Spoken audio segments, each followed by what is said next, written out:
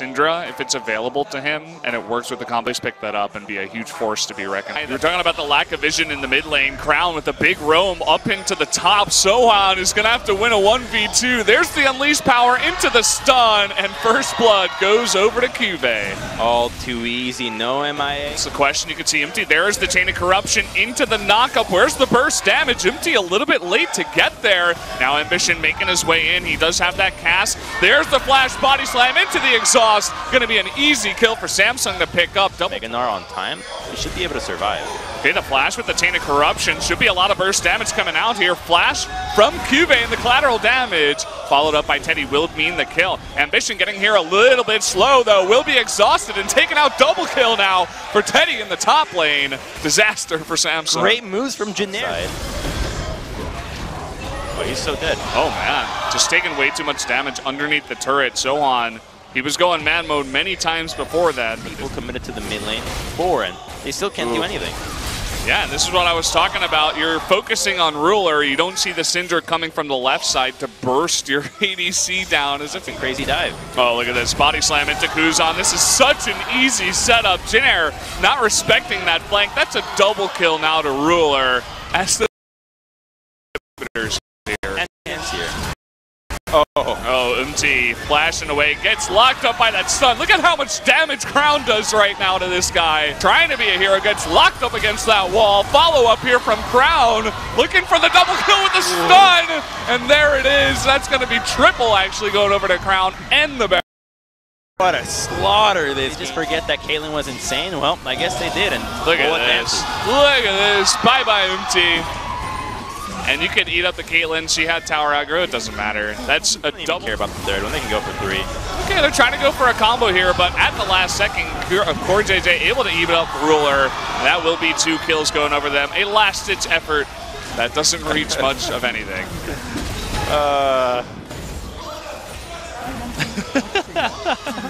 Crumbs is speechless right now. Doesn't seem to be too happy with this one, but okay, Kuzan. Go back to the pool where you belong. That's going to be game number 1 in under 28 minutes. Going over to Samsung. Crown, he wants more. He's out of mana. That's going to do it. Yeah, that's going to do it. Super easy from Samsung. They didn't really struggle much in this game. They played it quite well to their advantages. Ambition with intelligent pathing. Make sure that Umti did not get early advantage. They really wanted to bank on. Make sure that Umti can get ahead of him. Syndra, if it's available to him and it works, he will always pick that up and be a huge force to be reckoned. We're talking about the lack of vision in the mid lane. Crown with a big roam up into the top. Sohan is going to have to win a 1v2. There's the unleashed power into the stun, and first blood goes over to Cuvée. All too easy, no MIA. That's the question. You can see Empty. There's the Chain of Corruption to the knockup. Where's the burst damage? Empty a little bit late to get there. Now Ambition making his way in. He does have that cast. There's the flash body slam into the exhaust. Going to be an easy kill for Samsung to pick up. Meganar on time. He should be able to survive. Okay, the flash with the Chain of Corruption. Should be a lot of burst damage coming out here. Flash from Cuvée and the collateral damage. Followed up by Teddy will mean the kill. Ambition getting here a little bit slow though. Will be exhausted and taking out double kill now for Teddy in the top lane. Disaster for Samsung. Great moves from Janair. Oh, he's so dead. Oh man, just taking way too much damage underneath the turret. Sohan, he was going man mode many times before that. People committed to the mid lane before, and they still can't do anything. Yeah, and this is what I was talking about. You're focusing on Ruler. You don't see the Syndra coming from the left side to burst your ADC down as if a crazy dive. Oh, look at this. Body slam into Kuzan. This is such an easy setup. Janair not respecting that flank. That's a double kill now to Ruler as the inhibitors here. And it's here. Oh, MT flashing away, gets locked up by that stun. Look at how much damage Crown does right now to this guy. And Sohan, he's trying to be a hero, gets locked up against that wall. Follow up here from Crown, looking for the double kill with the stun, and there it is. That's going to be triple actually going over to Crown and the back. What a slaughter this. Just forget that Caitlyn was insane. Well, I guess they did. And look at this. Look at this. Bye-bye, MT. And you could eat up the Caitlyn. She had tower aggro. It doesn't matter. That's a double. Care about the third one. They can go for 3. Okay, they're trying to go for a combo here, but at the last second, Core JJ able to even up Ruler. That will be 2 kills going over them. A last-ditch effort That doesn't reach much of anything.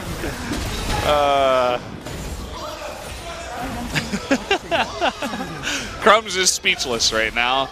Doesn't seem to be too happy with this one, but okay, Kuzan, go back to the pool where you belong. That's going to be game number 1 in under 28 minutes. Going over to Samsung. Crown, he wants more. He's out of mana. That's going to do it. Yeah, that's going to do it. Super easy from Samsung. They didn't really struggle much in this game. They played it quite well to their advantages. Ambition with intelligent pathing, make sure that Umti did not get early advantage. They really wanted to bank on.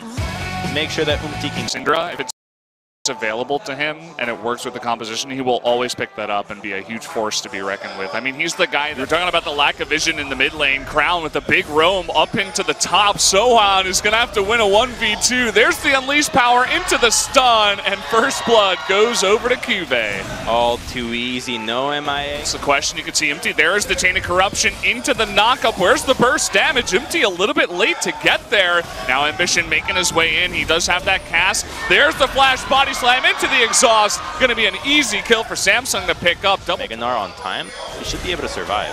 Okay, the flash with the chain of corruption. Should be a lot of burst damage coming out here. Flash from Cuvée and the collateral damage. Followed up by Teddy will mean the kill. Ambition getting here a little bit slow though. Will be exhausted and taking out double kill now for Teddy in the top lane. Disaster for Samsung. Great moves from Janair. Oh, he's so dead. Oh man, just taking way too much damage underneath the turret. Sohan, he was going mad.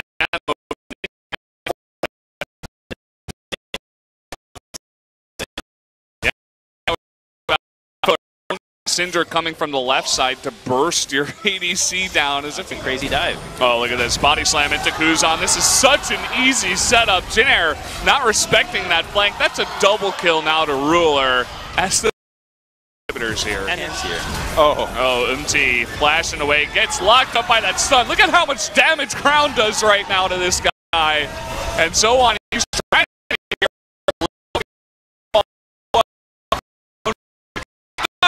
and there it is. That's going to be triple actually going over to Crown and the back. What a slaughter.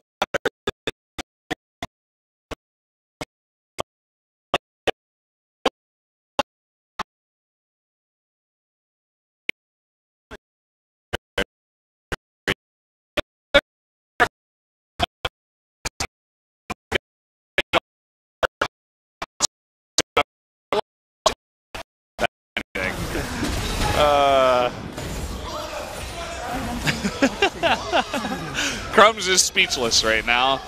Doesn't seem to be too happy with this one, but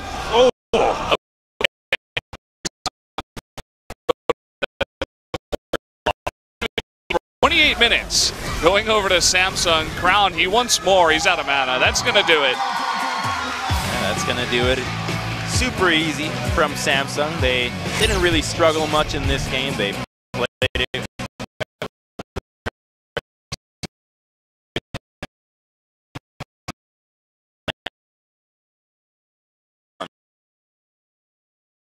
And it works with the composition, he will always pick that up and be a huge force to be reckoned with. I mean, he's the guy. We're talking about the lack of vision in the mid lane. Crown with a big roam up into the top. Sohan is going to have to win a 1v2. There's the unleashed power into the stun, and first blood goes over to Cuvée. All too easy, no MIA. It's the question. You can see Empty. There's the chain of corruption into the knockup. Where's the burst? Empty a little bit late to get there. Now Ambition making his way in.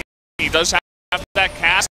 There's exhaust. Going to be an easy kill for Samsung to pick. Time. He should be able to survive. Okay, the flash with the chain of corruption. Should be a lot of burst damage coming out here. Flash from Cuvée and the collateral damage. Followed up by Teddy will be the kill. Ambition getting here a little bit slow though. Will be exhausted and taking out double kill now. The top lane. Disaster for Samsung. Great moves from Janair.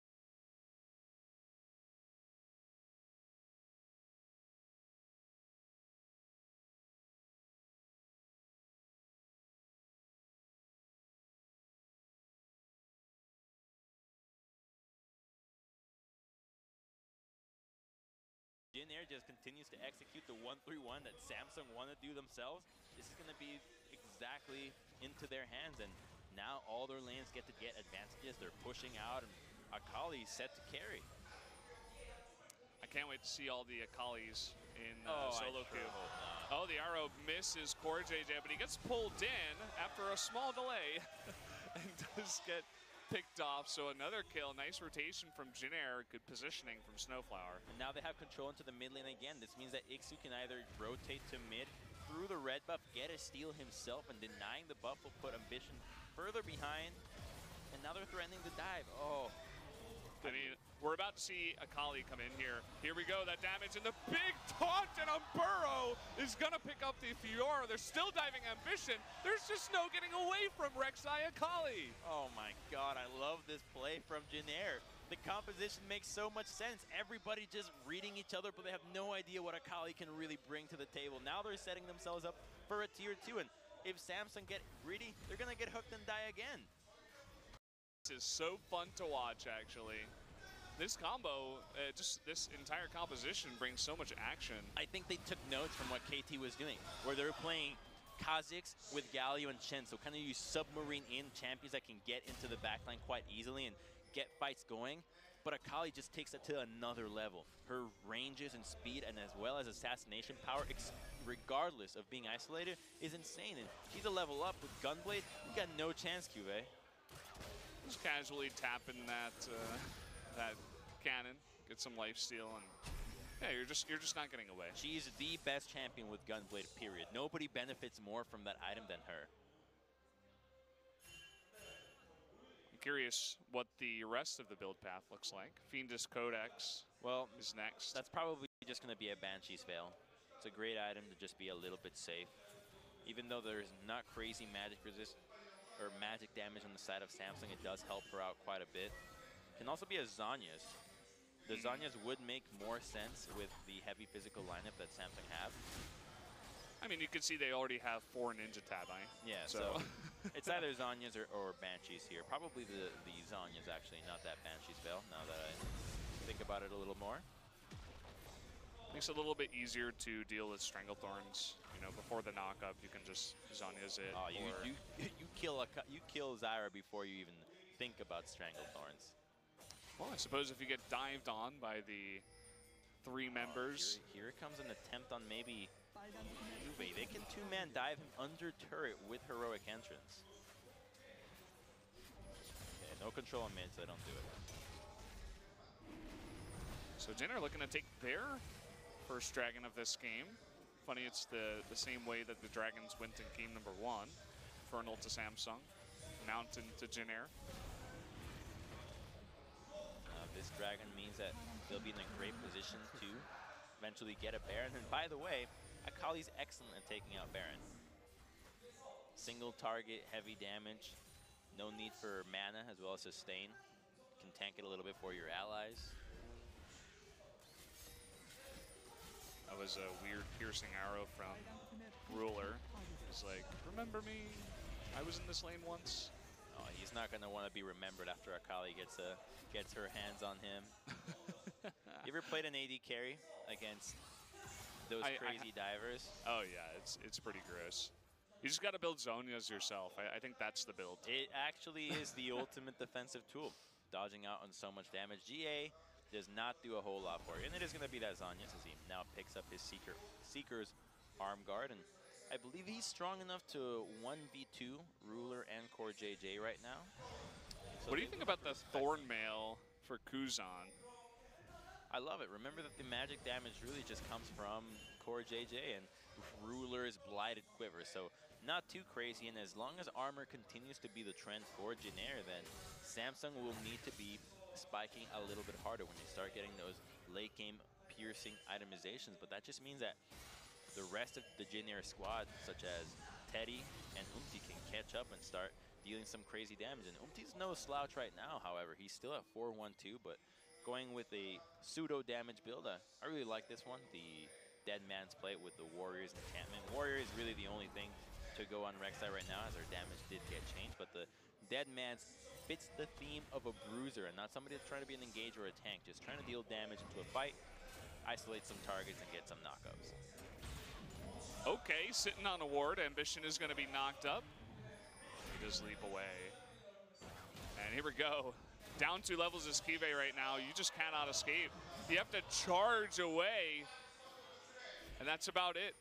That's going to be Kled in that lane. That costs nothing for Akali. Sure, you use Gunblade. Look at the cooldown on that. It's almost halfway back. Her Shadow Dash, that doesn't mean anything. You start 3 charges, they rack up real quick. And now next all in, he can do that again and again, and Kive has to always retreat. The return of Akali? Question mark? You know, even if Ambition is to gank this lane, there's a high chance that Ixu can actually turn on both. Pops Ambition immediately, then turns on to Kive. The spell vamp and lifesteal is huge. Well, Jinner taking this slow. The Baron hasn't even spawned yet, which is part of the issue. Just looking to push onto tier 2s wherever they can. You can see a 5-man rotation into bot lane. Ixu dealing damage under that turret. Can we see a grab here by Snowflower? He's just threatening it, saying, okay, I dare you to get close. And that's going to be another tier 2 going over to Jinner. Great move right there, choosing to hold on to that advantage. And Jinner, a team that I've always praised for their ability to figure out what their strong point is, they almost always end up collapsing and not utilizing that advantage well. They look for plays in places where they shouldn't be looking, but this time around, when the advantage is just so obviously Akali, it seems like the game plan becomes that much more clear in their heads. And this game could be the start of Jinner finally understanding how to win games. A long and drawn-out process. Teleport coming in from Ixu and Kuzan. Okay, they're going on to Ruler. Goodbye, Varus. Stranglethorns comes in, knocks up Ixu. Looks like he still has Zhonya's, doesn't even need to use it. Meanwhile, we saw Kha'Zix going down in the jungle. Give it to Akali. Let her lifesteal off that 205 from that one. And with that red buff region, they can transition into a quick 20-minute Baron. There's no jungler to steal this. There's so much region on the side of Jinner here that, oh, just so nice. Yeah, you can see the lifesteal coming on in. Crown not even going to go near it. No points. Him and Kive are just pushing a turret. They need to get back some gold. It's going to be a nice pickup, but they're still really far behind. It's a good response. Actually, I don't see how Samsung can end up winning this game. As long as Jinner end up grouping as 5 members without a tank and without anybody to dispatch of Akali, as remember that there isn't actually any crazy crowd control on the side of Samsung. The only actual disable is the Stranglethorns knockup from Core JJ. The charge from Kive was incredibly rare. And if somehow Crown gets a riposte off a CC move. So when you're dealing with these crazy picks like Akali, maybe even a Master Yi at some point, you just need crowd control. But when you lack it, it's that much more efficient to play these picks. Yeah, Jinner, I mean, I like what they banned coming in here too. I mean, you take away the Gragas, one of the heavy CC picks that Samsung always likes to bring in for Ambition. Force him onto the Kha'Zix. And pick up Galio for yourself. Yeah, and I think maybe now they should have seen that here it comes. Yeah, Grand Challenge, you waited out. What is it? Just chilling, you know, just waiting. And now Crown is on the run. There's the riposte. Trying to fight back the flash forward from Ixu. And in fact, Crown will get away. No chance of 1v1ing Ixu right now. That is a far behind Fiora against a 2-level advantage on that Akali. And I want to go back on the draft where I was thinking maybe Jinner didn't account for the Fiora into the mid lane. Maybe they even did. We just don't know that. But the thing that they definitely planned is the strength of Akali, and that eventually pretty much no matchup in the top side can beat her. Well, when you get this far ahead, definitely makes it a bit easier to stomp your opponents. Infernal Drake comes up, so some pretty nice follow-up Drakes for Jinner. They're going to even up the Infernal Drake. And also they have that Mountain. It's going to be a clinical process for them right now. 1-3-1 or 1-4, utilize Galio in the respective side lanes. And if you can get a hook or an arrow, all the more power to you. You can see most of Samsung just grouping up down in the bottom lane for now. Seems Kive has been sent to Galio duty in the mid lane, and Crown is the answer for this Akali. She can't go for crazy dives into Fiora. Remember that if she's going to be under turret aggro, she will get spotted in that Twilight Shroud. So looking for maybe Galio. Here's the dive. Oh, man. Come take a look up at top lane. Crown is down to half health. Ixu almost at full still. So he plays it well, gets out the Grand Challenge, and then quickly retreats as she does get to go a little bit faster in that invisibility. You can see he's waiting it out. He's very patient. Not looking to dive with the Grand Challenge up or anything like that. She's tanking the turret. Doesn't care. No chance for Crown there. And the slow push in the bot lane too. And Chain of Corruption is going to land here, but the heroic entrance from Kuzan. And Umti will flash away to safety. Umti getting greedy, and this could cost Jin Air's ability to crack the base with this Baron. Instead of utilizing that Grand Challenge onto Fiora or onto the Akali, it gets utilized just to save an overstep from Umti. So bit of a rookie mistake there. I like the multi-view we got going on here because you can see exactly what's happening up in top lane. Cuvée forced to go up into the top lane and deal with that, and charges down into bot lane. They can't even get a pick. Ixu is still pushing here. Going to try to bring in Ambition with the Void Assault. Doesn't make it in time. I don't know about you, but that multi-view is going to get me cross-eyed one of these days. I mean, it's good for seeing a lot of the action. But you always want to watch both. Slowest push ever. That actually hits core JJ. Goodbye. Nice snipe there from Teddy.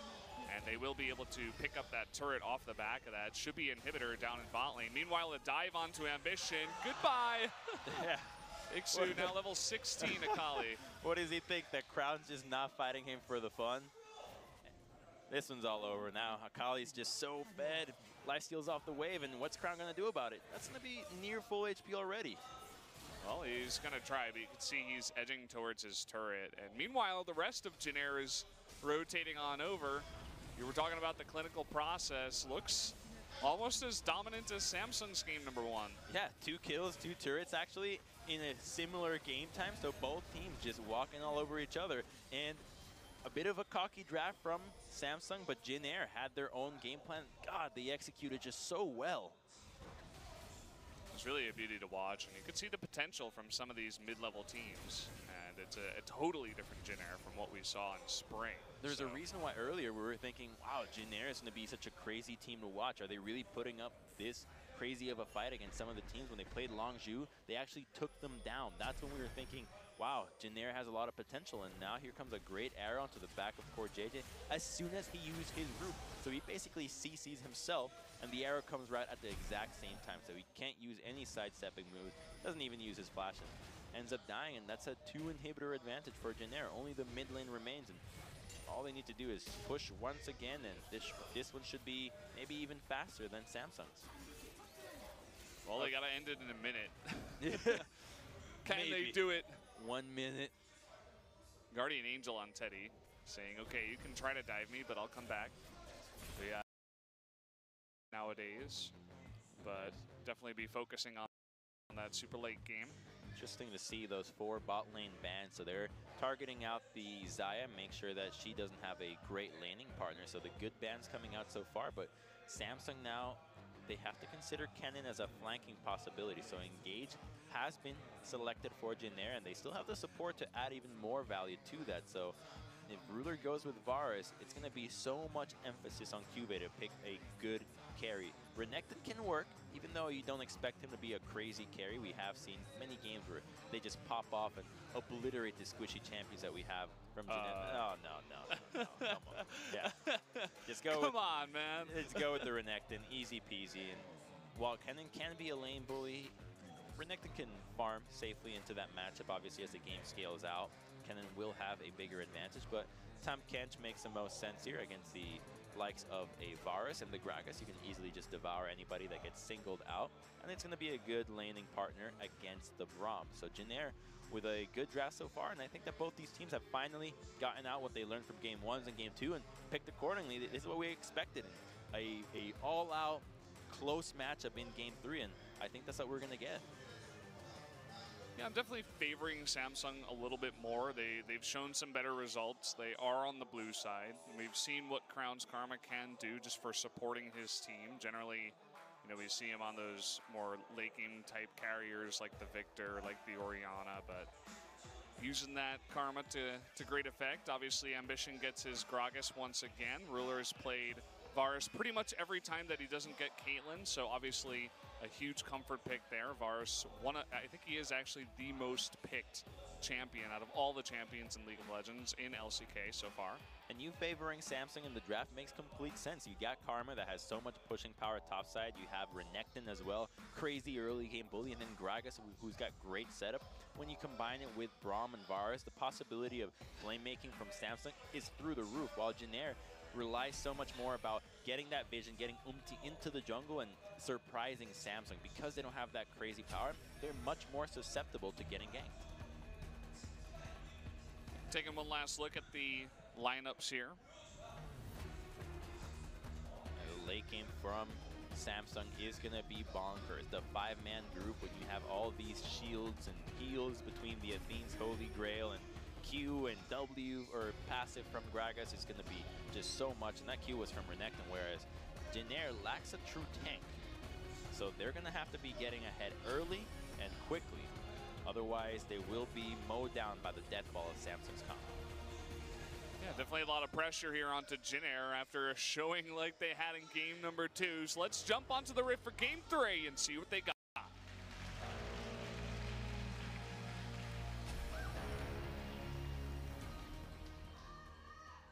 소환사의 협곡에 오신 것을 환영합니다.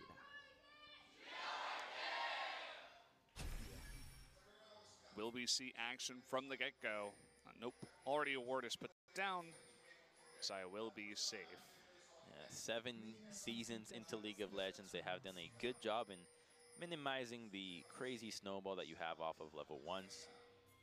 So it's all been tailored so that you don't lose all your marbles early on, and the game just becomes a slow bleed out.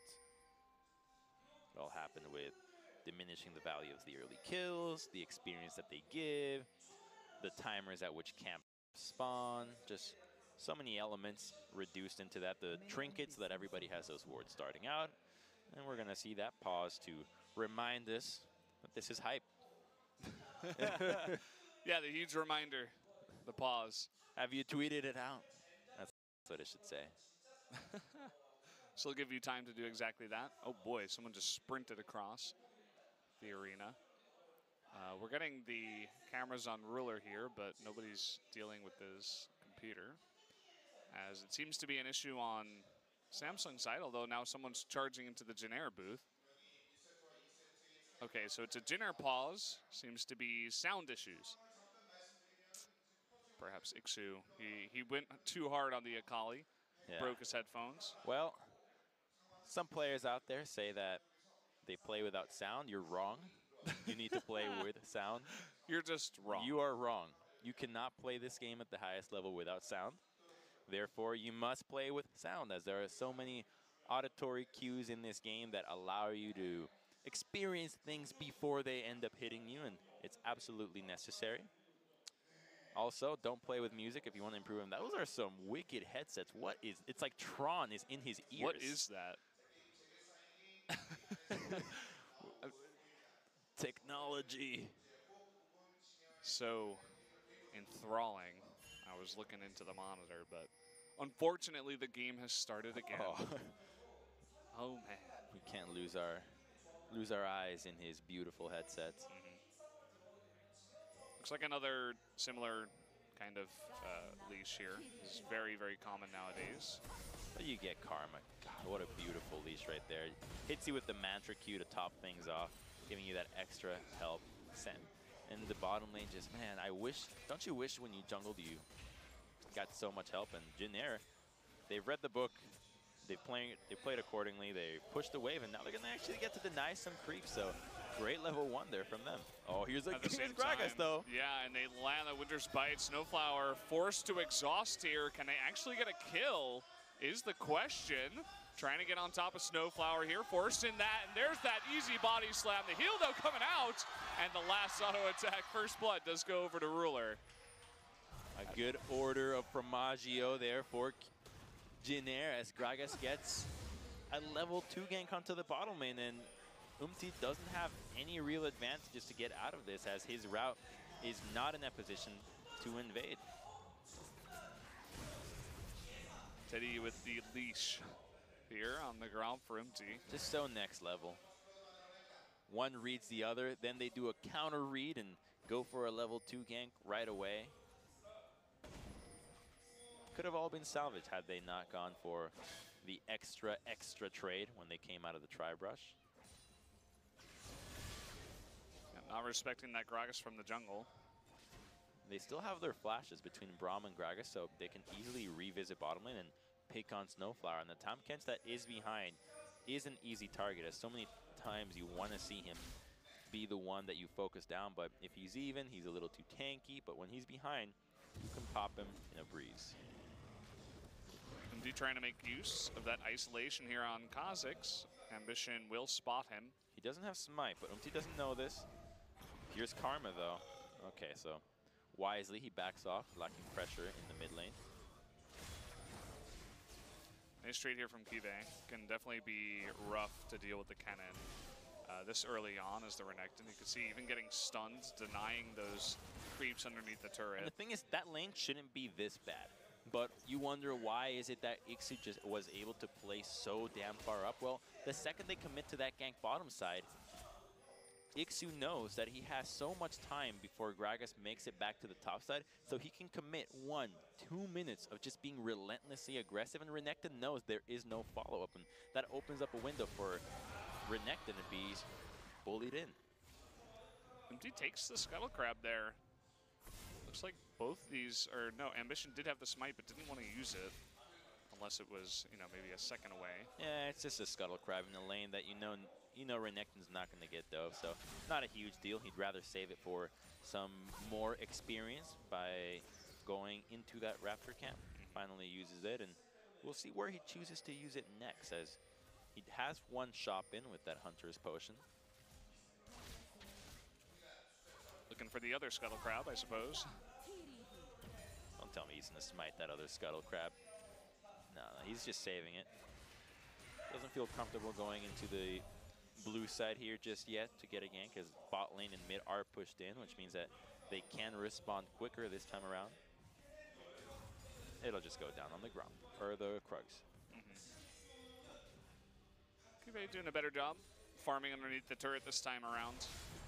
Looking for that same trade onto Ixu. Nice stun by him to make things a lot harder.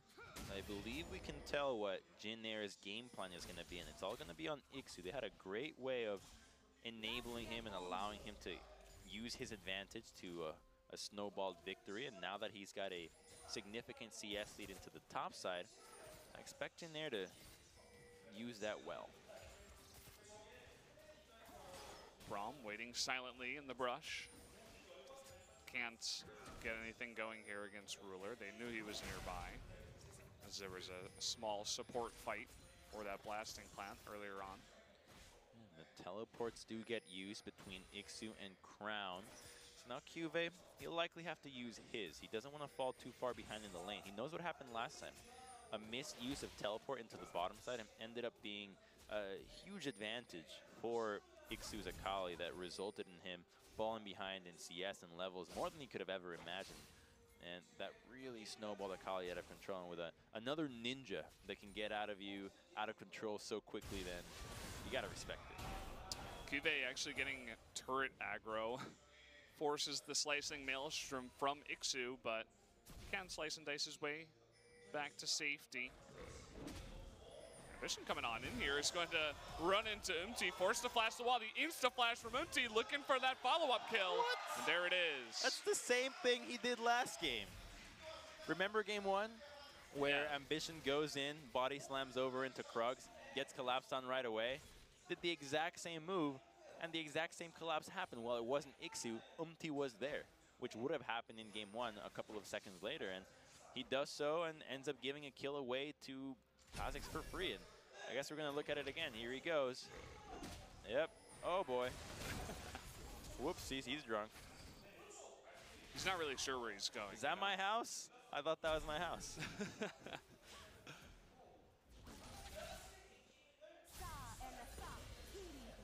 Crown already able to do some chunking there with the Mantra Q. Ambition is nearby. He's almost level 6.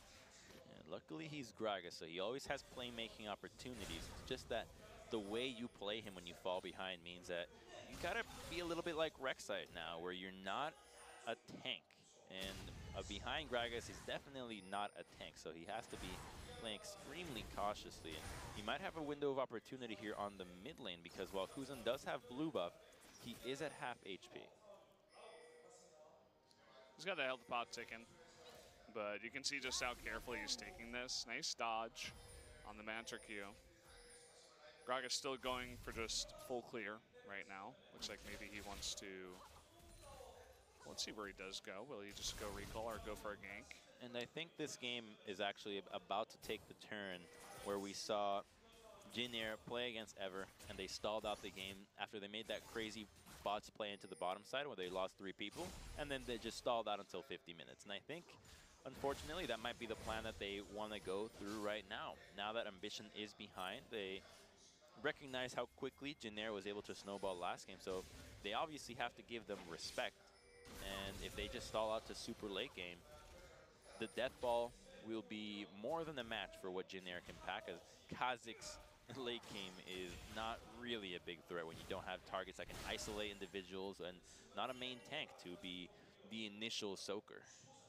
Yeah, so it's definitely up to him and perhaps even Snowflower to go with him and look for picks early on, especially. You know, you've gotten a small advantage. You have a kill on that Kha'Zix already. You need to put on pressure before Samsung is able to get to that point in the game where they really want to be. Exactly. They need to start taking advantage themselves and cracking down some turrets. And Rift Herald seems to be the obvious choice here, as a gank might be in order for Ixu. You see Umti nearby is actually doing the Scuttle Crab. They're going to go on to Umti first here, Ambition will. Wait a minute, Ambition, what are you doing? He's isolated, but he's going to get that cask down. Cuvée not close enough. Looking to try to go 1v2. Gets stunned up, and no kills for either side. Ooh, that was close. It was a close 1v1, but I believe Umti would have won out in the end, as he still had another charge of Void Assault and could have procced that passive. Chose to disengage as Crown was collapsing faster than Kuzan, just the benefit of being Karma and wave clearing so effortlessly. So, no further kills. But going back to what you were saying, that Jin Air has to take the advantages sooner between Snowflower and Umti, and while they can do that with the Abyssal Voyage, they're kind of glued to the bottom lane, and getting the advantage that you have on Ixu, getting a turret or getting that Rift Herald and finding a way to get some turrets will be a great way for them to do so. Without Void Assault, this will be not such an easy gank on Crown, though. He does have both of his summoners easy flash away from the Shockwave. At least they will get that summoner out of Crown. And now they can revisit the lane when Kha'Zix can find another way to sneak in, and he's been scouted as Ambition tries to make his way around them, but without Crown being able to collapse, this does switch pressure over to Jin Air's bottom side. And unfortunately for them, the first dragon is that Cloud, so they can choose to either solo it quickly and go with the roulette of getting that next dragon, or play it safe, go topside and start getting some leads there. And for the sake of this game getting exciting, I want them to go topside and start trying to get that Herald. Yeah, get something rolling, you know. Try to take out a couple of turrets, because once you get one of those tier 1s, generally the others fall in turn pretty quickly.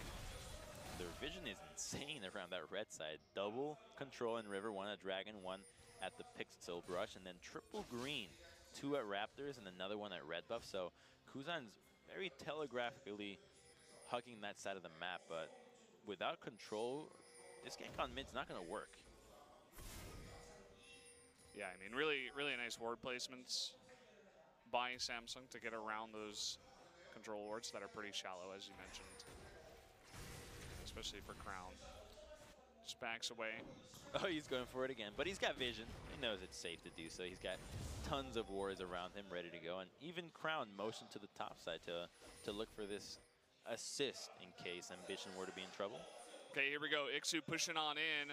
Ambition is not spotted. Stun comes out for Mixu first, though, as the flash stun coming in. There's going to be that cast for the easy setup into the body slam. Slicing Maelstrom, though, the double stun. They really need to get that kill. And finally they do before MT can come to help. And finally, Ambition finds a way to make his home of the Krugs and turn it into a death trap for Ixu as they surround them. And now they're poised to aim for this tier 1 turret. Kha'Zix can't defend too well when this next wave comes around, but because Kha'Zix is topside, now Samsung's bottom lane can go even harder onto the Xayah that has no mana enough to follow up on a crazy engage. So Samsung gets a lot more from this play than is seen. This is why your junglers typically don't cover lanes, as it gives away too much information. We're just getting another look at this. I mean, really nice follow-up to flash on in and be active with the stun from Nectin. Sets up the easy cast body slam. And I think the only way he had a chance of getting out of this one was actually running through the river and maybe flashing over into the blast cone, but even Crown was motioning towards the top side, so it would have been incredibly difficult to get out of that, because you then have to deal with Gragas flash slam and ultimate, then you have Renekton, who did a great flash Ruthless Predator. Oh, wait a minute. It was a dive attempt. Speaking of Ruthless Predators, Crown, okay, flash from Snowflower will dodge the Chain of Corruption, but that will be first break going over to Samsung in the bot lane. That was all enabled from Umti having to cover the top side. His route made it a little bit too obvious, and Jin Air, this is the fault that we see them do so many times. They have an advantage on one side of the map, but somehow they decide to go with the opposite side, and it yields never anything for them. So the vision in the red side just did absolutely nothing, whereas Samsung's top side vision, they were able to make a play out of it. You set up vision to make a play. You don't set up vision because you just want to look at your opponent and say, I found you. You're not paying, it's not peekaboo, it's war. That got intense really fast, Crumbs, but you're definitely right. I mean, need to make a play with the vision. Don't just let it sit. You could see, speaking of plays, 4 members of Samsung up towards the top side. He showed himself on the creep, though, as pings immediately flood the map.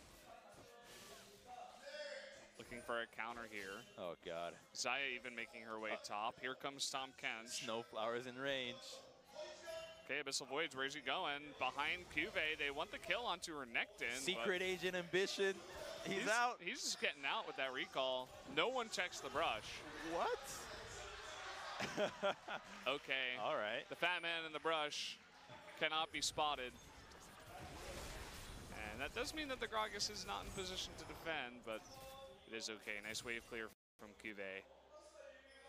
Meanwhile, a Ruler was just in bot lane, not near the action. So lots of pressure to this top, so they're finally looking for possibly transitioning into a Rift Herald out of this. You can tell by the immense vision control they have on that side.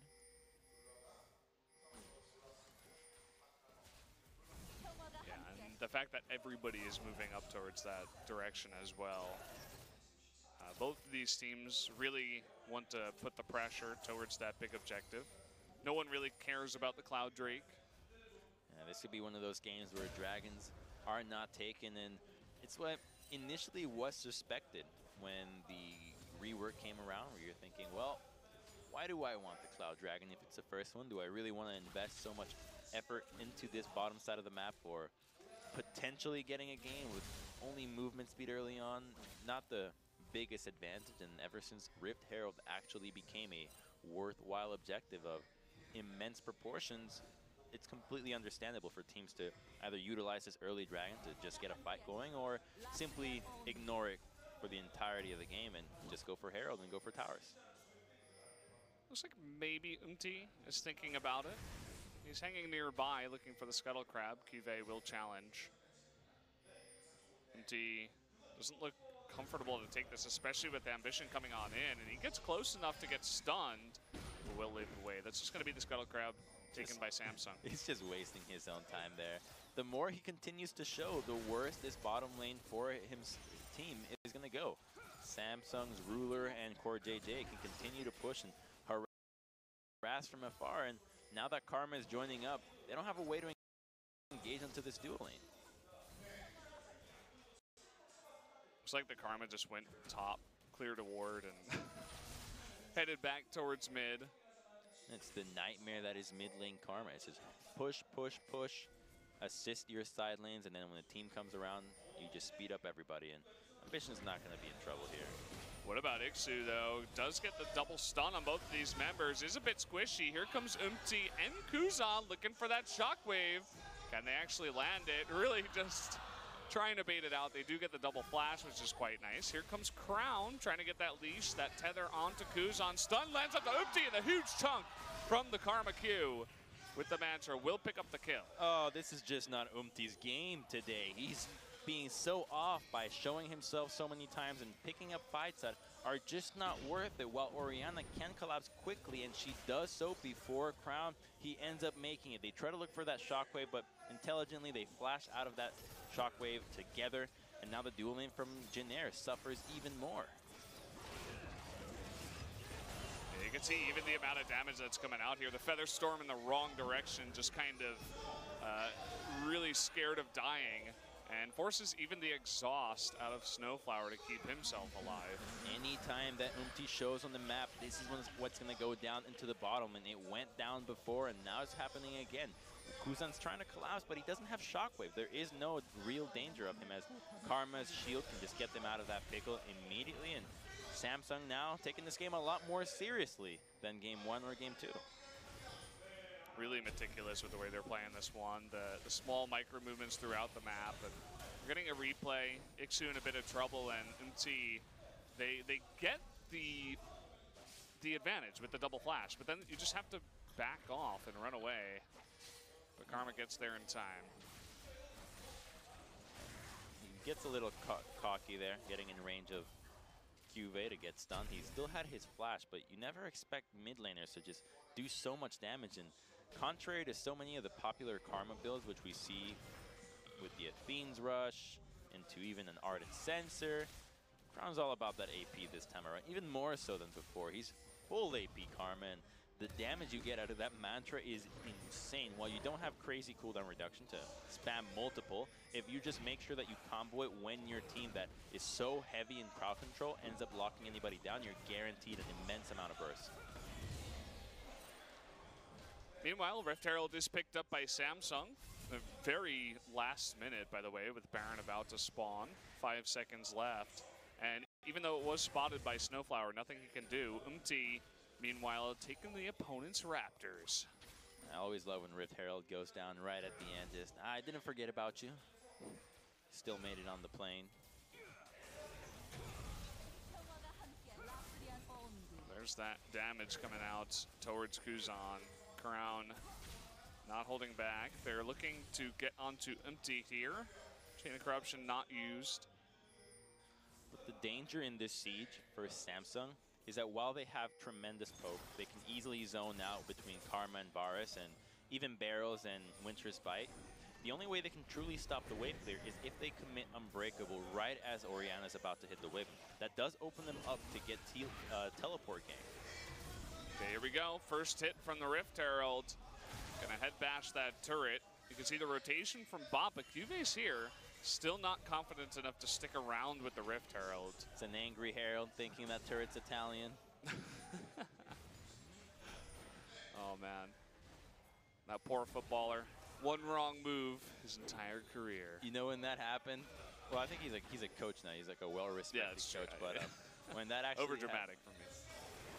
There's not gonna be an engager. Zaya is not here, so just shockwave to clear. Yeah, there's the Unbreakable trying to take down this turret. There's the Chain of Corruption. Snowflower forced to flash back so that he does not get killed, but they will miss, or rather lose that first mid-tier turret. They had confidence going into that. They commit the Unbreakable, so the shockwave has to be behind because Zaya's not there. But going back to that game, so when that actually happened, I remember playing this Flash game where you would be playing Zidane, and you'd literally be headbutting an endless horde. I think I know that game, I don't remember the name of the Italian player, but literally just non-stop would come at you, and you just have to press one key only. You got to line it up. You only had one button, which is headbutt. It's like a rhythm game. Oh, man. I think that's my first exposure to memes way back. Actually looking to force this fight as Umti is coming on in, but easy slice and dice for Kive. Good reaction. Get away from that one. When you think about the implications, is Ixu really going to be face-checking you if he didn't think there was any follow-up or any backup being there? Unlikely. So no need to take that trade, especially since you don't have minion priority, and you'd be getting wailed on by 6 creeps and a little cannon. No chance of trying to actually take that fight, so wisely he does slice and dice out of there. With the Baron now up, we can see Samsung doing what they usually do, just team effort going into the red side jungle of the red team, wanting to clear out all the vision as possible and get that deep vision in. Some teleport wards as well for Kive from bot. The wards for Ixu are really far if they want to look for an engage here. And between the speed that Crown can give, an engage is unlikely to happen. Yeah, not even a commitment here from Samsung. Playing it really slow, as we expected. Meanwhile, trades down in bot. Blade of the Rune King just going to help Ixu escape, but definitely loses that trade. Now that he blew his dominance, once Ixu gets back into the lane, he might have a small window of opportunity onto Renekton, but he's not going to let that happen. Stops the recall, or at least threatens to stop it. And as such, now there's no chance of the teleport gank from Jin. And this is what we were talking about in the draft. If Jin does not get ahead early, if their lanes just don't completely dominate, they're not going to be able to engage in this 5-man. As long as Samsung stick together, Deathball, and there are no wards for Ixu to teleport behind, the chances of an engage that goes well are relying completely on Umti finding a way to jump in and be an invisible ball carrier for a 5-man shockwave. And here's a teleport. Teleport coming in. All of Samsung moving away. Canceled teleport. And they pick off the ward that he was teleporting to. So no more teleport here for Ixu, and a big rotation by Samsung into the mid lane. Trying to respond here is Jin. They will clear that wave pretty fast. And that's a complete tragedy for Jin because they're skipping steps. All they need is one good engage. They don't need to find the engage right now. They still haven't lost a base. They absolutely just need one fight where they can get the right angle and commit to it and then wipe out Samsung. But if they pull the trigger too early, they lose on that teleport right now, and now the window is going to be much later down the line. And with this Baron being online, Samsung will have no issue transitioning into this and taking a fight head on. Yeah, and I love the patience from Samsung too. This is why they're so good at setting up these late game situations and slowly eking out that early advantage they got. They just rotate into mid, they rotate down into bot, they force a mistake from Jin, then they rotate back to mid, they force the Abyssal Voyage, and then they're like, okay, you're out of stuff to respond to our rotations. Let's just go back bot and take a tier 2 and back off. It's full-on Anaconda mode. They're strangling out the vision, so they get desperate. The harder they fight, the worse it becomes. So they take a poor opportunity, which is what Samsung would be looking for, and now the advantages are even more. So when they come into this Baron side, clean out the vision, they know that they don't have to worry about Ixu for quite some time. And so much about League is putting your opponent in a position where they're going to make a mistake. It's like a weird online jiu-jitsu. I guess that's one way to think about it. Oh, that ward is actually not spotted. The controller does not deny that one. Well, there you go. Use that VOD, everybody. Look at another way to abuse vision with control wards into the back of the pit. Get the exact pixelation down.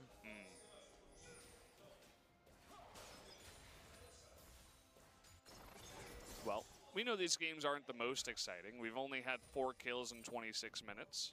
It's no real big secret that this is what Samsung does, especially when they have this kind of composition. Well, compare to last game where we had a under 30 minutes Akali pentakill.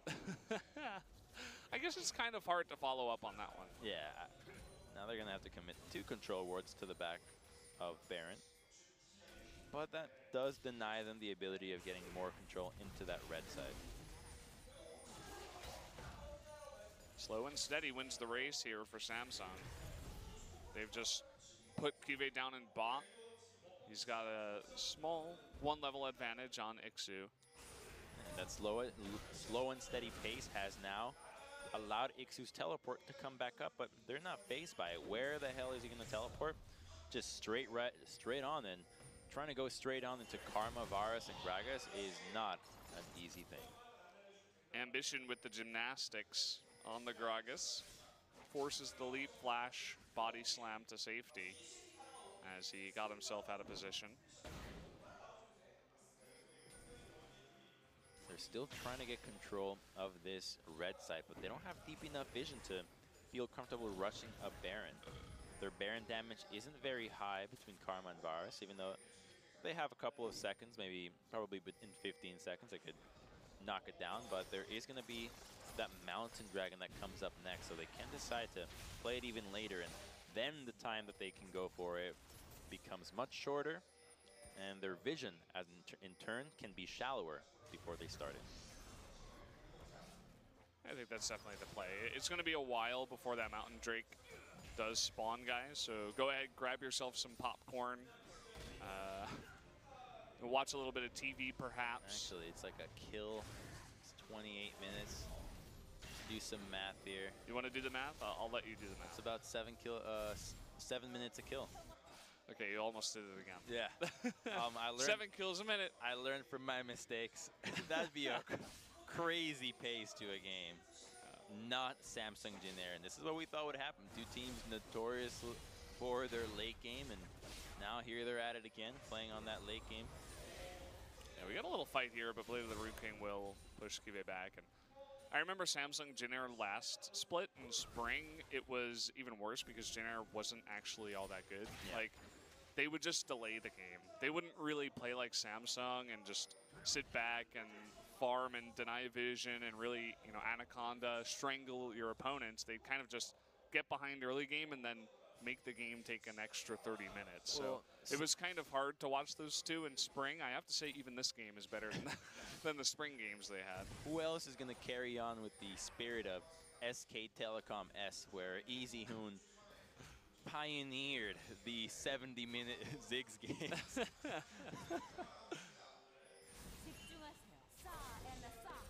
Oh boy. Yeah, that's that full AP penetration build from Karma, as now she's going to do even more initial burst once she finishes that Luden's Echo. It's like almost true damage onto Xayah at this point. Even though they're almost completely thorough with denying red side vision, I think they'll still wait for Dragon before they start going for this Baron. They just want to have the ability to rotate between these two turrets. If they can crack them down, the Baron becomes that much simpler for them to take, as it allows the vision to go deeper and making Baron easier whether you have Mountain Dragon or not. There's another chunk. I mean, Teddy, he's eating both sides of the Mantra Q. He just can't walk at the Karma. He's opening himself up to get chunked like that. You just have to sit back. And it's part of the reason why Samsung will easily take that top tier 2. It's just such a similar dilemma to Game 1, where Jin Air has this composition that cannot find a way to engage without a proper tank, without the ability to find an individual target and single them out, as there is no instant crowd control on their side. They're stuck at the mercy of Samsung's mistakes, and this is why I was thinking that they had to ban out the Gragas, a champion that serves so well in both the engage and disengage, and has been critical for Ambition and Samsung's success, and they let it go through and once again paid dearly for it. And that's actually not even going to be a Luden's for Karma. It's going to be a death cap. Okay. So the shield going strength, for that scaling. The shield strength is even higher now. Yeah, it's going to be pretty ridiculous, especially once it gets to 6-item Karma. He's farming very well, just like Kuzan is on the Orianna. Both of Kuzan's Orianna games have just been kind of sad. where his team gets behind and he goes 0-0-0. Hold that thought, though. We got a 2-on-1. The flash away from the body slam for Ixu. Can they actually catch up? There's the flash cask into the wall. The Abyssal Voyage, though, looking for that Devour. They're going to turn this around. Big shockwave, and they actually is able to eat up Cube here, who's trying to go 1v3. Slice and Dice is away and does get away. Meanwhile, a fight in the mid lane. Ruler caught in a 1v2, does get taken down. And will Samsung continue this fight? Is going to eat up Crown here. Looks like Snowflower all alone will be taken out, but here's the big rotation. Teleport coming in from Cube, and this might force Jin Air back. Teddy up in front, really aggressive, looking for that route onto someone. He still has ult. Still has that ultimate, really threatening in the front line. MT going for the slow, and we do have Ambition all alone. Going for the the Ninja Gragas plays again. Can he go for the big escape through the jungle? Easy. With Dead Man's, he's going to give him the wrap around, easily escaping out of that situation. But even though the damage dealers weren't there, you saw just how tanky Cube and Ambition are. That's without Karma being there to protect them. And when Core JJ gets added into the mix, the Braum to enhance those resistances, they just don't have enough damage. Okay, Umti caught, forced to leap away. There's the cask, though, into the wall. There is the flash to make sure that Umti can survive. And that's going to be nice. Will they go for the Baron? We don't have Umti on flash, and he's extremely low. There goes the Scrying Orb, so he has to stay and consider a steal, but he's very vulnerable to dying in one shot. Will we see that Suicide Kha'Zix going on in? Big shockwave onto two members, but again, very tanky. Featherstorm coming on out, looking for that burst damage. Oh! They do get it with the Xayah!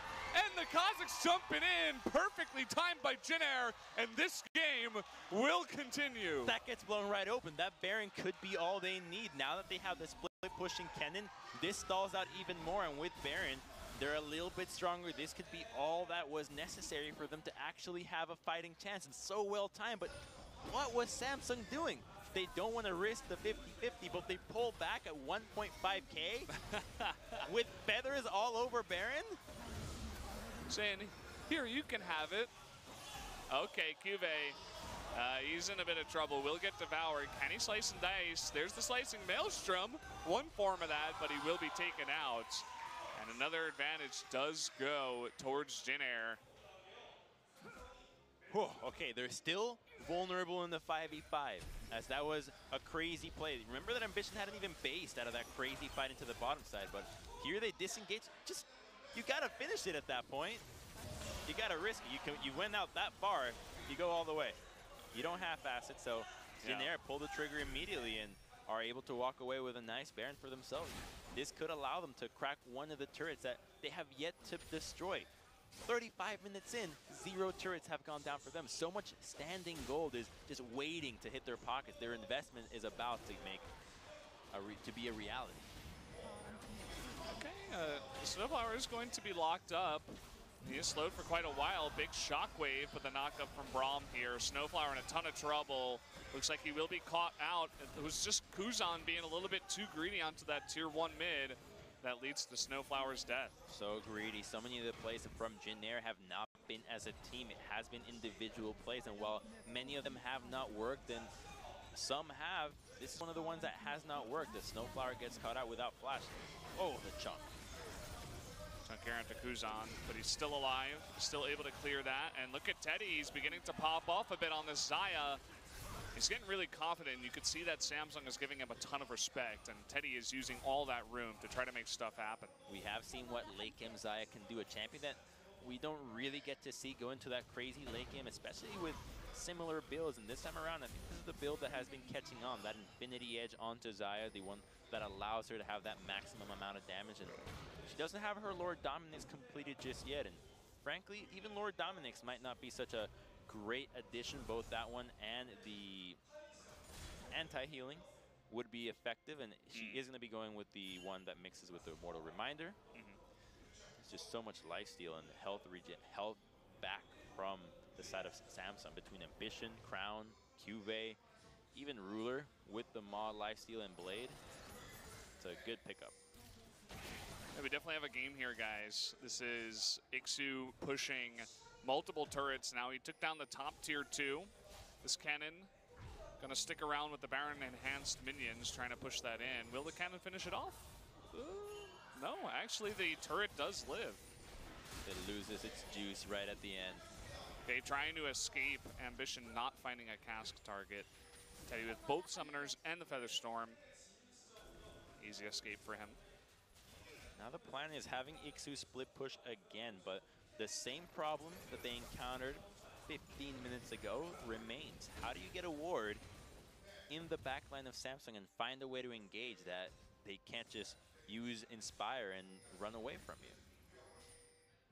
There's a big wave pushing into the top side, but Jin Air will need to group and somehow find a way to brute force a ward around them. They can use Kha'Zix to do something, but Teddy's getting greedy. Okay, he's moving forward into the chain of corruption. Snowflower looking to be the hero. Looks like he will save Teddy's life. Lots of damage coming out onto Crown on the backside from the Xayah, but getting frisky is Teddy. Big hero play there, just barely getting in range to devour Teddy and then flashing out, not giving Ambition a chance to go for an engage and cast Tom Kent into the team, which would have surely spit out Teddy into the middle of the battle. Ambition has grouped up now. Just going with 4 members in mid, 1 in bot. And the bot lane is very pushed too. And you can tell just how confident Samsung is in this group formation, that even though Crown was about a 20% HP, they're trusting that the Ocean Dragon is going to be enough regen for them to stay in this push. If they can do this for another minute, they'll be able to secure a position for the Elder and maybe even crack down this turret, although it is unlikely, as again, they have to commit Unbreakable to stopping the ball if they want to stop the wave clear, and that makes them susceptible to getting engaged. Oh, okay, Abyssal Voyage, they're looking to make a play onto Cuvée. 3 members of Jin Air, but they don't commit. And finally, okay, now they're deciding to commit after a bit of hesitation. There's the Slicing Maelstrom, the slice and dice from Cuvée, the easy turnaround here from Samsung. Ixu in a bit of trouble, the Shockwave not going to land. And now Braum up in the front, forced to jump away. A very back and forth fight, no one will go down. That was initially a fight that was so in the advantage of Samsung, just by numbers. Gragas wasn't there, such a critical member for this composition, and neither was Xayah. So in the end, they walk away, but they get critical summoner spells out of that one. Both Ruler and Crown lost their flashes, and that's going to be imperative in this next battle. 1 minute until Baron, 30 seconds for Elder. If they can get a good Shockwave here, if Umti can find a way to be a ball carrier, jump onto the backline, this could be what Jin Air was looking for. We're taking another look at this. So you can see lots of slows, and they begin to back off, but then they're like, wait, no, we can go for him. Yeah, they finally commit to it as they see that Samsung responds. They're wondering if Samsung's going to commit to pushing instead. So a second they see them respond, Kuzan does so as well. And that great Shockwave, getting those flashes out, can be the deciding factor for this game. Going back into live now. Elder Drake has spawned, 20 seconds for Baron. Oh man, my heart is pounding on this one. Look at that, there's a QSS built already onto Snowflower and Teddy, so they're less likely to get blown up. Making use of that. Looking for an engage is both of these teams, although admittedly more defensive and passive is Jin Air. They still are down about 7,000 gold. The items are just about to be there for them. They just need to take a good fight and blow up the carries, destroy the carries, and the damage is no longer there for Samsung. So the game plan is there. Is it achievable? Yes, but is it extremely difficult? Absolutely. It is doable. Maybe a couple more plays with the Abyssal Voyage could definitely help out. Jin Air still being strangled out a little bit, getting their buffs taken away. There's vision on Elder, so they would be aware if Samsung were to start it, but critically enough, since it's a two-carry comp, if they start the Dragon or Baron right away, it would be really obvious because Ruler and Crown would have to be there. Oh, the stun here onto Braum, has to jump to Ambition. Abyssal Fissure off the back of that. Ixu still poking. We have this cannon definitely doing a lot of attack damage at this moment in time. Ruler going to get the better of that trade. Ixu forced to dash away. It's a good ultimate to get out, but they're still in a tough situation for the engage. They have to protect their carry so well, and now they don't have the inside track to the mid lane. This could be Samsung's inhibitor, and they're going to take the opportunity. No wave clear available. Yeah, it's just empty at this moment in time. Ruler stepping very confidently up with that red buff, poking at that turret. It is going to go down to the red buff, and a nice little move by Samsung nets them another turret. Trading that ultimate for the inhibitor turret. Jin Air needs to find a fight now. If they don't make use of what they are getting, they will be receding in their ability to win these fights. The items are pretty much there. They don't really need much more damage. They already have what they have. They've got Void Staffs and triple Mortal Reminders, and here's the Elder that gets started, but oh, they have no idea. It's only 3 members in mid. Immediate pings, though, it looks like they see, you know, you've only got 3 members here. Where could the other 2 be? Especially because it's Ruler and Ambition at the jungle and ADC. Immediately, they're going to go for this Baron. Will we see a steal? It's going down extremely fast. No, Ambition and Ruler are going to stick onto the Elder Drake, and they will trade this. What an amazing intuition from Jin Air. They read the play right away, and so the trade goes through. The Elder is going to be a 3 stack, so it's big for Samsung, and now they're making a beeline onto the mid lane. There is no turret to make this defense that much easier, but with Elder, are they comfortable taking this fight? I believe not. Elder is so powerful. They might just have to give this one up. Will they engage? No. Down it goes. Teddy was late on the recall, too. He was busy clearing top. And I even saw a ping on him as he was recalling, funnily enough. So it shouldn't mean too much. They can stall out for a significant portion of the 5-minute inhib down with Baron, as it's still a fresh Baron taking around the same time. But for top side, this is going to be tough. They have a lane, a TP ward in the lane. You can see where Ruler is standing. That's the ward that they would be looking for. So if Samsung is to siege top side, which they're not doing right now, they would have to wait for Inspire to go down before they go for the teleport.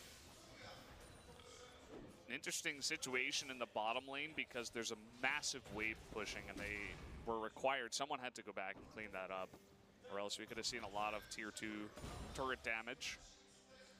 And this is cool. We're going to see a couple of items that will make a difference, actually. It's going to be the Guardian Angel out of Umti, and Kuzan is hinting towards, I hope that's a Zhonya's and not a Banshee's Veil. Banshee's does make some sense as well, but both are going to make a significant difference in disengaging from Samsung and avoiding a crazy dive from them, as cast can be avoided with both those items, similarly with a Chains of Corruption. So both would be great choices here from Kuzan, and in this next fight, he's basing. I don't believe he has enough gold for it just yet, so no, he does not have it. Not quite. Samsung sieges bottom, so they know that there was vision in the top side, so going with a new place to siege means that the chance for the depth of a ward is no longer...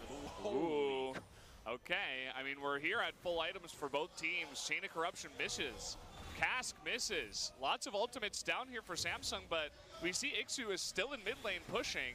They're confident in just clearing the wave, and Samsung can't push. That means that Ixu looking for another turret in the mid lane. They're perfectly fine doing this. When it comes to sieging, Baron will always trump that Elder. Here's Ambition trying to do something, but you can't catch Ixu that easily. And Umti as well has his Evolved Leap, so easy for him to disengage. And Elder is now off the table, so Baron remains. This is why so many people typically prefer Baron over Elder. So it was Samsung getting outplayed that ended up losing them that Baron. They now were able to capitalize, get that inhibitor, but we might get a fight. Now tongue lash onto Kive. He is now significantly slowed. Ixu from the left side does get the double stun. Glacial Fissure, though, is really nice to disengage for Samsung. Can they continue disengaging? Crown and Ruler on the right side. Can zone them out for quite a while, but now here we go. Ixu with the big speed up help from Kuzan. Kive is going to turn it around onto Ixu, but they're still not confident to take this fight. And there is the shield, the multi-shield from Crown to get everybody out of danger. And Ixu can continue to play that aggressively because not only is Tahm Kench right behind him, but the carries aren't there.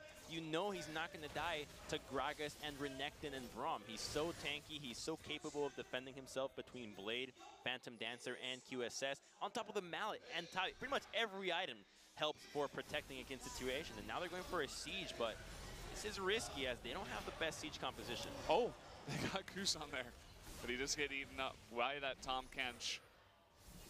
And I was thinking, the Zhonya is probably going to help out, especially because Snowflower is going to be on saving Teddy duty. But Teddy does have that Feather Storm. So I actually think the Banshees might be a better purchase here. As both give AP, but just considering that the Zhonyas, if you get hit by anything, you are still going to be in a position to die, whereas getting a Banshee stops so many important abilities. The Gragas engage, all of them are going to be easy to dodge with a Banshees, and just don't get hit by Barrel. Braum shouldn't ever be hitting you with a Q, and same with Varus. It's a little easier to dodge since you're so fast, so getting away from the initial poke from Crown as well as the Chains of Corruption engage will be critical, and that will free up Snowflower to look for better targets to devour, such as Teddy. Yeah, definitely helps against... Oh, hold that thought. Nice Devour from Snowflower. Saves the life of our boy Kennen, and that means no flash here for Ambition for an engage in the future. No flash and no cast. It's that big disengage. Cubase coming from the side, though. They're trying to force it here onto Teddy. He uses his QSS, actually, and so will Snowflower. They're going to follow up with that engage, and lots of low members for Jenner means another inhibitor will go down. Jennero is not in that position to defend this turret, and Samsung plays it well. They force out so many Devours. Remember, if Xayah is in the belly of someone, she can't be dealing damage, and as such, she gets heavily poked by Ruler and Crown, then forces to disengage. Now they're waiting for this inhibitor to come back up. You see those crystals forming right there again. They're going to be looking for the same thing, and Cask is still not available, but will be up in around 10 seconds. They back off right when the inhibitor spawns. Lots of healthy members of Jin Air looking to challenge this. They won't give this one up for free. Every summoner is available for both these sides except the flash for Ambition. Ixu always threatening from the right side. Gets chunked down there by Ruler and pops his slicing Maelstrom, and he's extremely low now. He's going to be forced back to base, and that might just be another inhibitor going over to Samsung. The same thing that happened to Teddy happened to Ixu. They can't do this. They need to be going for a flank. It's been 15 minutes. They absolutely have to set up the vision and engage onto Ruler. He had proc that item. The Zeke's Herald. Herald from Ambition, where he bought that itemization, which is a great item to help these situations where you have few carries, and procs that extra crit and ends up just destroying Ixu's HP. Now, no wars behind. They're just so shallow, and it's all because Jin Air is failing to see where where Samsung's moves will be. Samsung very confidently looking to push into this turret. You could see Ixu's in the bottom lane. I mean, he does have that TP, and there's one ward just below them, below Samsung. That's going to be the one ward he'll try to get to. It's like playing chess. When you get to the top level, it's all about predicting what your opponent's moves will be and being in position to do so and reacting accordingly. They're not predicting which lane Samsung will go in, and as such, they have no vision. At least the ball is behind Unbreakable, so Ruler has to reposition. Oh, Kuzan getting chunked down here. And Big Redemption will help out there, but Ixu still in the bottom lane, still with that TP. Hasn't popped it yet. Being very patient with this one. That turret is very low up in the top lane. He's still pushing. If the turret goes down, Samsung will easily brute force this inhibitor turret. Chain of Corruption does miss. Onto Teddy. Big Glacial Fissure, though, for the knockup will open up that turret to go down. Baron is live now. So what will Jin Air choose to do here? There is no vision on the red side. They haven't been able to find a way to teleport, so it's obvious that they don't see that Baron is happening. They do have Scrying Orbs to find a way to scout it, but it's already too late. Yeah, that's going to be the Baron going over to Samsung. No chance. And will they try to engage and stop the backs? That looks like the strategy here. They'll let Ixu try to take an inhibitor, but it looks like Ambition will get out in a sneaky manner. Buy enough time for an inhibitor. A turret, yes, but inhib between mega creeps and an inhibitor and Baron empowered is not going to happen when you're just a lonely cannon. Poor lonely cannon. Just get the turret, at least.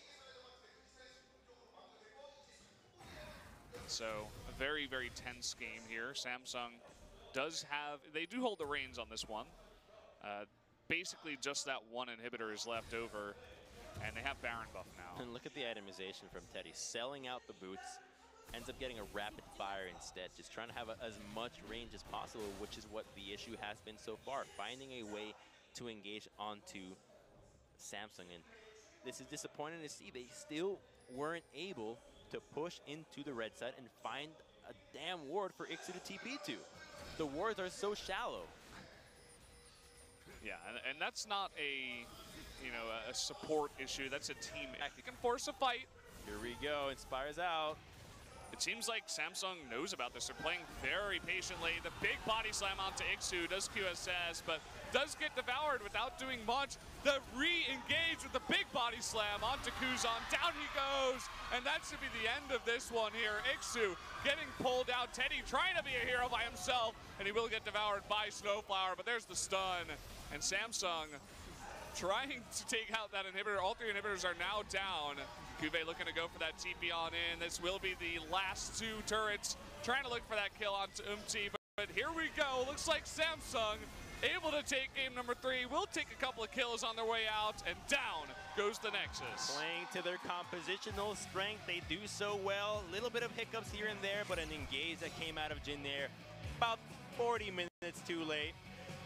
But we had an exciting game. That Baron Seal really allowed us to experience this extra 20 minutes, and 2 kills were the ones that the losing team were able to acquire in game 1 and game 2, and it ends up being 3 now for Jin there. And had that Baron Seal not happened, this could have been another near perfect game on the side of Samsung. Crown and Core JJ finishing off 2-0-6. The 2 supports of the team, I suppose. I gotta say, I keep blaming the draft here. You see that the opportunity is there, but it's so difficult for you to find a way to engage into this comp when you've drafted yourself into a hole without anybody to be either a ball carrier, a tank to soak up anybody, or even any initial CC. Look at how much instant crowd control is on the side of Samsung. You've got Renekton, Gragas, Braum, and Ruler. Man, it's a hot day in Korea, though. It has been getting extremely hot these days, so understandably so. He's got to fan himself out. It was a very stressful game for sure. I mean, it wasn't easy done from the get-go game, especially after that Baron steal. And here's that level 2 gank. Absolutely not. And it starts out well. A read results in the counter read, and Snowflower just being so overextended here and ends up giving up his life. I thought the heal would not come out, but the final little arrow from Ruler ends up giving him first blood. Nice setup here. Easy stun into Cask body slam. Just trying to do what he can on his way out. And Renekton had pretty decent pressure onto Kennen for most of the game ever since that gank ended up happening. This is such a long-winded engage. This actually is the beginning of the Baron steal and Ambition's great escape, whereas it's a crazy collapse with so many people. That's 4 already on this side, but Orianna just kiting away so well. You only have to respect Karma. As long as she's not in your range, you're Gucci. And we're going to take a look at the last fight where, maybe 40 minutes late, as we were talking about, trying to do their best, coming in from behind his Ixu, but Kuzan steps up, ends up eating a stun to the face, and that's the danger when you're dealing with these compositions that can bop you out of nowhere. Then Gragas comes in and cleans you right up. The danger of playing Orianna, you know these were the risks when you let Gragas go through. And Ambition continues his reign of terror on the Batman. Yeah, doing really well on that pick once again. We're going to take a look. Oh, the 80 carry damage is touching. So close. Their tips are almost touching with only 200 damage in between. But even then, the damage from Xayah, we saw what she can do into the late game. Unfortunately, without frontline, you just can't play these games out.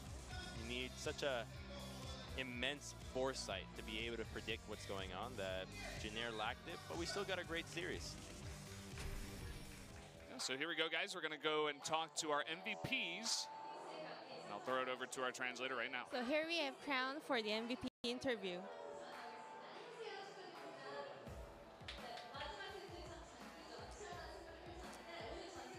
So how was today's match going? The first match was, I think it was really perfect. But the game 3, we had a lot of problems, so yeah, I think it lasts a lot longer. So in the game 2, were you planning to play mid Fiora?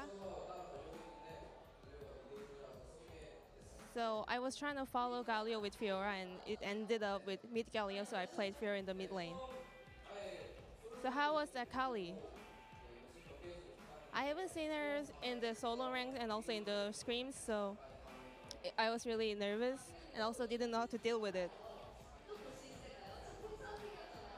It was really like fresh to see the mid Fiora. Or have any plans to play it again?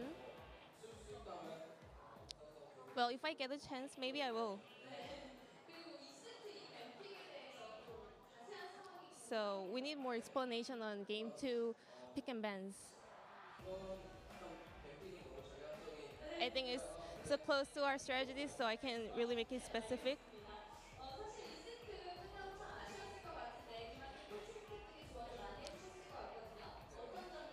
Then what kind of feedbacks came after the game 2? We mainly talked about our mistakes in games. And also, we tried to cheer up for the game 3.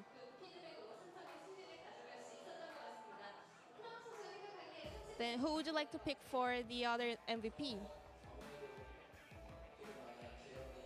I think Roller put a lot of damage, so maybe Roller. So let's check out the other MVP. Let's see who it's going to be for game number 2. The MVP was Crown. I gotta say, I don't know why he doubts. There's nobody else next to him. He's the only one on the stage. They usually bring him out right from the start. You know, he's trying to make it interesting. Not give any spoilers, perhaps. And he did a really good job on that support role in the mid lane.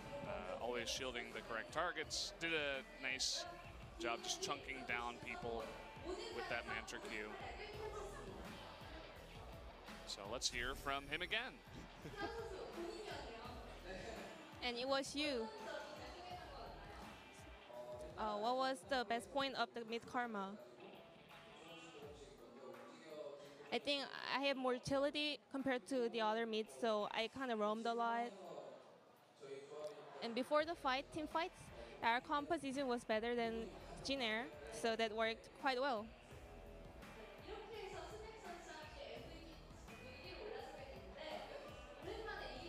So you're back in the MVP points number 1. How do you feel?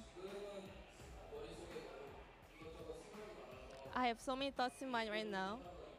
I don't really think of MVP very much, so I just feel, yeah, good and happy. And Samsung players are really good at dodging Orion's shockwave. Is there any tips?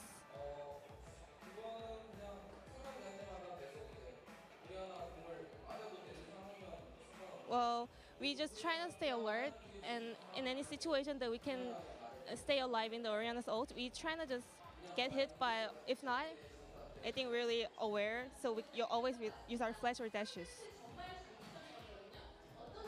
So game 3 was a really long game. Did you ever thought that you're gonna win for sure? Well, when we're pushing through the inhibitor turrets and inhibitors, I think we are in a lead, so I thought we could win for sure. Your next opponent is Longzu Gaming. Are you ready to have a mid fight with BDD?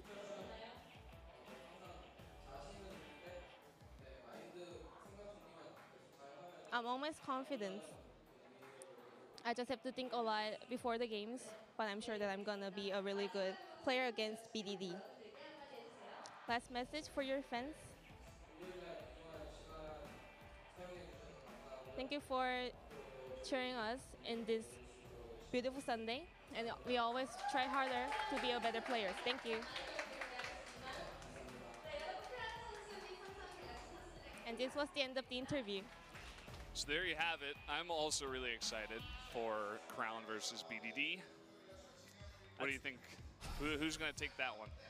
I gotta say, I'm siding with Longzhu for this one. Ooh. I think Samsung has been struggling a lot against some of the weaker teams. Sure, they did beat BBQ in a convincing fashion, but today against Jin Air Green Wings, I feel like they got away easy. They got off easy with a slap on the wrist by Jin Air picking compositions that were just nearly impossible to execute for what Samsung has to offer. And I highly doubt that these top teams, the ones that are making a run for Worlds, are going to be making similar drafting mistakes. Yeah, I would have to agree. I mean, it's nice to see Jin Air really put up a fight tonight. It looks like they're just continuing to get better and better every time we see them. Of course, still issues when it comes to the drafting and when it comes to some execution, as we were talking about. But this definitely doesn't look like the Jin Air from spring, and it definitely is just getting better and better every time. Smooth sailing for the Glad plane. Smooth flying. No turbulence on this plane. I think you say sailing sometimes when you fly. I guess. You're one of the old school captains. We can let it pass, I guess. But guys, we're going to take a break, and we will get to Longju versus Afrika after that. So stay tuned. We'll be right back.